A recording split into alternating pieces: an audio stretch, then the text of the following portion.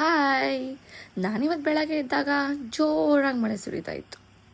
ನನಗೆ ಹೆಂಗಿದ್ರು ಇವತ್ತು ವರ್ಕ್ ಆಫ್ ಇತ್ತು.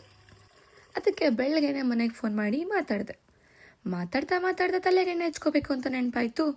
ಎಣ್ಣೆ ಕೂಡ ಬಿಸಿಗಿಟ್ಟೆ. ನೋಡಿದ್ರೆ ಚಿಮಿನಿ ವರ್ಕೇ ಆಗ್ತಿಲ್ಲ.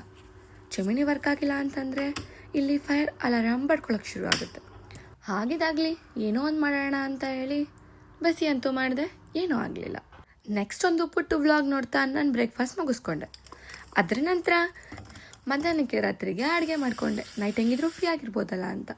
ಅದನ್ನು ಮುಗಿಸಿ ಮನೆಗೆ ಸ್ವಲ್ಪ ಗ್ರೋಸರೀಸ್ ತರಬೇಕು ಅಂತ ಹೇಳಿ ನಾನು ಸೂಪರ್ ಮಾರ್ಕೆಟ್ಗೆ ಹೊರಟೆ. ಇಲ್ಲಿ ರೋಡ್ ಕ್ರಾಸ್ ಮಾಡೋಕ್ಕೂ ಕೂಡ ರೂಲ್ಸ್ ಇದೆ.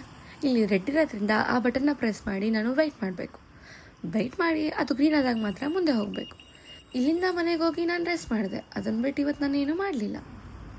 If you can dream it, you can do it ಅಂತ ಹೇಳ್ತಾ ಇವತ್ತಿನ ಬ್ಲಾಗ್ ಮುಗಿಸ್ತಾ ಇದ್ದೀನಿ.